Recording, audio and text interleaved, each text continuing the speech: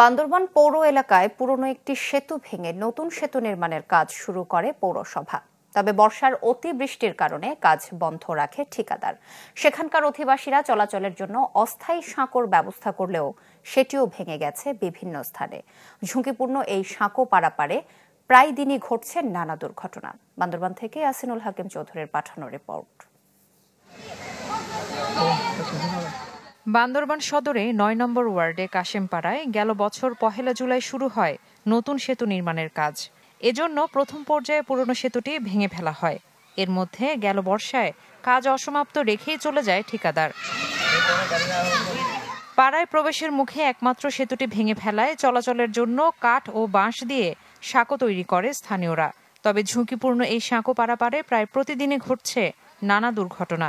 ৭-৮ মাস হয়েছে, কাজও করতেছে না, আমরা যাতায়াত করতে পারতেছি না, অনেক কষ্ট হচ্ছে। গাড়ি ঘোড়া এই পাশ থেকে এই পাশেও নিতে পারতেছি না, এই পাশ থেকে এই পাশেও নিতে পারতেছি না। আমাদের গাড়ি ঘোড়ার জন্য সমস্যা হচ্ছে। অনেক বৃদ্ধ লোক গাড়ির অভাবে নিতে পারে না, হাসপাতাল নিতে পারে না, অনেক অ্যাক্সিডেন্ট হয়।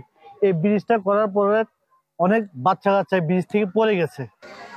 অস্থায়ী সাঁকোতে চলাচল করতে গিয়ে আহত হতে হয়েছে স্থানীয় স্কুলের শিক্ষক ও শিক্ষার্থীদেরও। এছাড়া স্কুল মাঠে ঠিকাদার বিভিন্ন নির্মাণ সামগ্রী ফেলে রাখায় ঘটছে নানা বিপত্তি।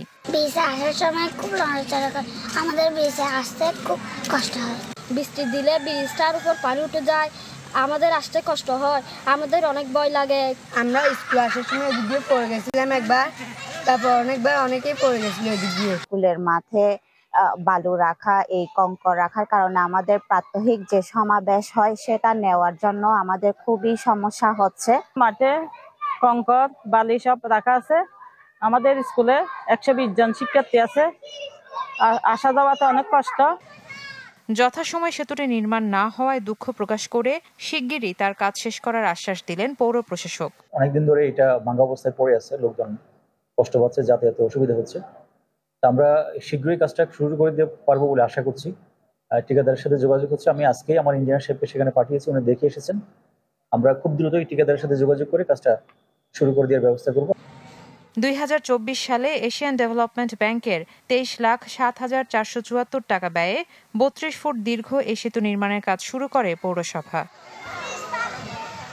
Desk report, channel 24।